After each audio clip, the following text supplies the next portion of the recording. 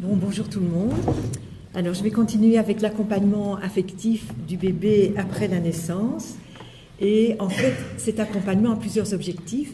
Un des objectifs, c'est de donner des repères aux parents, leur apprendre à décoder le langage du bébé, ce qui n'est pas toujours évident quand on est jeune parent, apprendre à l'observer et à respecter son rythme, éviter la performance tout en lui permettant de découvrir son potentiel.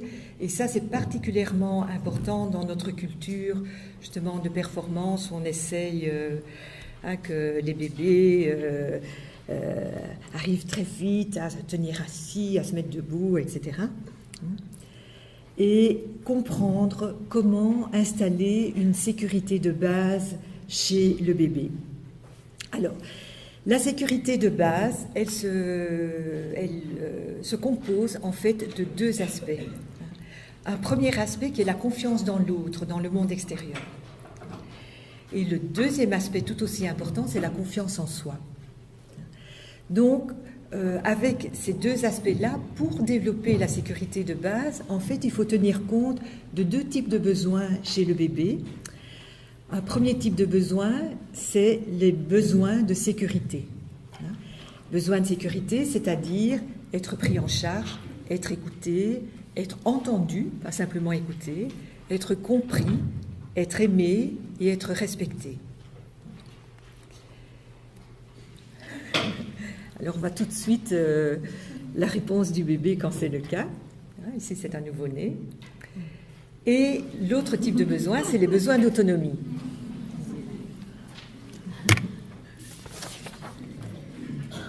Alors, les besoins d'autonomie, c'est de pouvoir découvrir qu'il a du potentiel. Donc, le bébé doit pouvoir découvrir lui-même qu'il a du potentiel. Il doit ressentir que ses parents croient en son potentiel. Il doit être respecté dans son rythme et être guidé sans être disqualifié.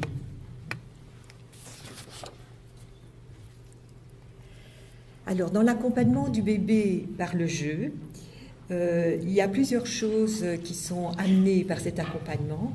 D'une part, ça permet de limiter les angoisses archaïques du bébé liées à son sentiment de totale impuissance.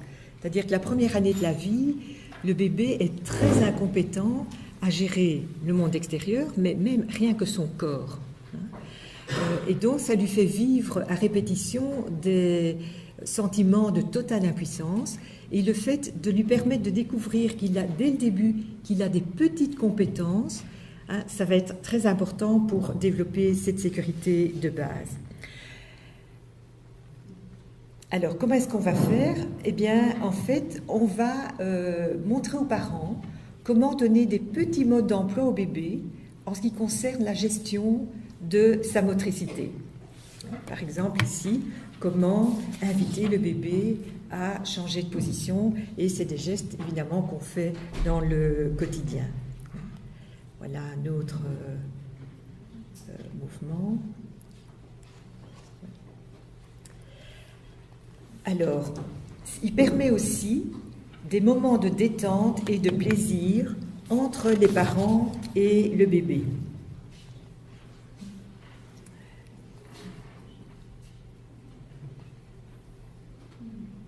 Et les frères et sœurs aussi. Et enfin, l'accompagnement du bébé confirme la compétence sans surstimuler. Parce que la surstimulation est quelque chose qui confronte le bébé à son incompétence.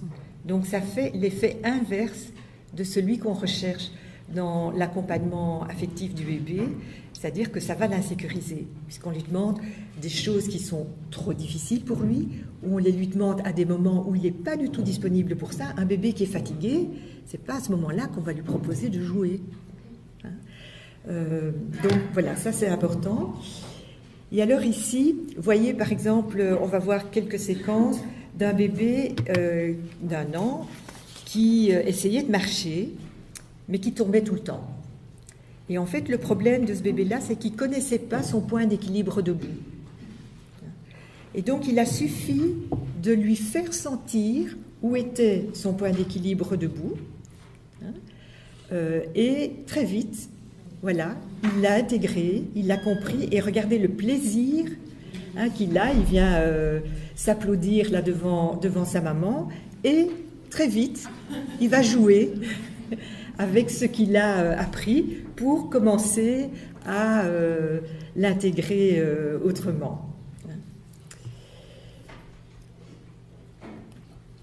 Alors, le revécu émotionnel de la naissance.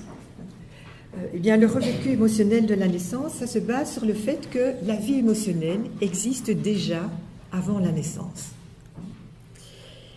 Que la mémoire existe également avant la naissance et que le bébé in utero est déjà une personne. Alors, ce sont des choses qu'on connaissait déjà au Moyen-Âge. Vous voyez là les activités du bébé in utero. Et ce sont des choses que deux psychanalystes nous ont montrées, Olivier Varenne-Camargue, dans un très beau livre qui s'appelle L'enfant qui se fait naître, et qui ont pris des dessins d'enfants et qui les ont mis en rapport avec les planches anatomiques. Alors, vous voyez ici la migration de l'ovule dans la trompe, et on voit ici des dessins hyper classiques chez les enfants. J'imagine que Diane nous en parlera peut-être aussi. Voilà un autre, la planche anatomique au-dessus, et le dessin d'un enfant. Donc c'est des très très jeunes enfants qui ne sont pas encore allés à l'école. En voilà un autre.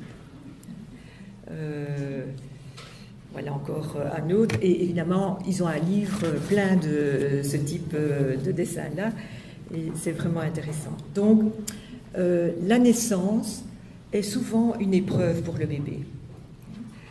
Épreuve ne veut pas forcément dire traumatisme, mais c'est une épreuve. Pourquoi ? Parce que d'abord, c'est une expérience inédite et angoissante. On ne peut pas faire une répétition générale avant d'y aller. La première fois, c'est la bonne et c'est la seule. La médecine moderne ne tient absolument pas compte des affects du bébé. Si on est maintenant plus attentif à entourer les mamans, les bébés, c'est un mobile fœtal qui progresse dans la filière pelvienne. Voilà, ça c'est ce qu'on apprend en médecine. Et donc que le bébé puisse avoir des états d'âme par rapport au fait qu'on déclenche l'accouchement, qu'on intensifie les contractions, qu'on pousse sur le ventre, non, ça c'est pas possible. Vous dites ça au médecin, il vous rit au nez, encore à l'heure actuelle. Donc la médecine moderne ne tient pas compte des affects du bébé. L'accouchement est souvent violent pour le bébé, et d'autant plus à l'heure actuelle qu'avec les péridurales, on intensifie artificiellement le rythme des contractions sur une poche qu'on a rompue artificiellement. Donc le bébé n'est plus dans un airbag et on y va. D'ailleurs, parfois, ça se termine en césarienne parce que le bébé ne tient pas le coup. Et c'est souvent aussi une expérience de solitude pour le bébé quand il n'est pas accompagné. C'est-à-dire quand personne ne se rend compte que lui, là, à l'intérieur, c'est aussi une aventure, c'est aussi une compétition de haut niveau, et que tout ça n'est pas facile. D'ailleurs, on voit quand ils sortent qu'ils ne sont pas toujours très heureux et que ça a l'air d'avoir été compliqué. Donc, la détresse du bébé est souvent très perceptible après la naissance. Et par contre, les bébés qui ont été accompagnés sont des bébés qui, parfois, ne pleurent pas du tout, sourient après la naissance. Et d'ailleurs, au début, les médecins étaient un peu inquiets parce qu'il fallait que le bébé pleure pour ouvrir les poumons. En fait, on s'est rendu compte qu'il pleure parce qu'il a peur, qu'il a mal, qu'il n'est pas bien. Mais un bébé qui est bien ne pleure pas à la naissance et respire très bien. Donc, sa détresse est souvent en perspective. Il y a certains bébés qui pleurent beaucoup après la naissance, mais parfois pendant plusieurs semaines, sans raison apparente. Ils ont aussi beaucoup besoin de dormir pour récupérer. Souvent, on a pendant 2-3 jours le bébé qui dort. Si on se rend compte de ce qu'il a vécu juste avant, on comprend pourquoi il a tellement besoin de dormir après la naissance. Ils ont besoin d'être câlinés pour être consolés et sécurisés. Alors voilà, vous avez plusieurs images ici de bébés. Bon, c'était l'époque où on ne faisait pas encore les peau à peau, mais de bébés après la naissance, vous voyez que c'est pas la joie. Ici, on a presque l'impression, le visage est vraiment avec des œdèmes, on a presque l'impression qu'il sort d'un match de boxe, hein, et celui-là aussi. Hein, donc ça montre bien que tout ça, ça n'a pas été une partie de plaisir. Alors, qu'est-ce qui se passe après? Les bébés ont besoin de se confier, ils ont besoin de raconter. Comme nous, quand on vit quelque chose de difficile, on a besoin de le raconter. Et on le raconte à une personne, à 2 personnes, à 3 personnes, et au fur et à mesure où on raconte, on digère. Et puis à un moment donné, c'est digéré, on passe à autre chose. Les bébés, c'est exactement comme nous. Quand ils ont vécu quelque chose de difficile, ils ont besoin de le raconter. Et comment est-ce qu'ils racontent? En pleurant. Et alors ces pleurs assez fréquents chez les nouveau-nés sont souvent des racontages de ce qu'ils ont vécu au moment de leur naissance. Et donc ils ont aussi besoin qu'on les écoute et qu'on les console. Ils ont besoin que les parents soient fiers de leur exploit. Et ils ont besoin d'expérimenter leurs compétences et de sortir d'un schéma d'impuissance. Ça veut dire quoi? Ça veut dire que dans ce travail de revécu émotionnel de la naissance, on propose aux bébés, mais ça peut être aux enfants aussi, hein, dans la formation, on enseigne jusqu'à l'âge de 13 ans à peu près, hein, oui, l'accompagnement des bébés et des enfants. Ils ont besoin de pouvoir raconter en étant compris, accompagnés, soutenus, hein, et ils ont besoin de prendre conscience de leurs compétences parce que souvent, quand les vécus ont été difficiles, le bébé garde une empreinte de « j'y suis pas arrivé, c'est trop dur, j'y arriverai jamais, hein, ou je vais mourir, hein, enfin voilà, et je suis pas capable. Hein, et donc, il y a cette empreinte-là qu'on voit très très nettement dans les revécus émotionnels de la naissance et qui, de mon point de vue, sont importants à désamorcer. Parce que c'est comme des schémas de vie qui peuvent s'imprimer et qui s'impriment d'autant plus fortement qu'ils sont imprimés dans le corps et pas dans la parole. Hein, et donc, le travail de revécu émotionnel de la naissance, c'est aborder un petit peu tout ça.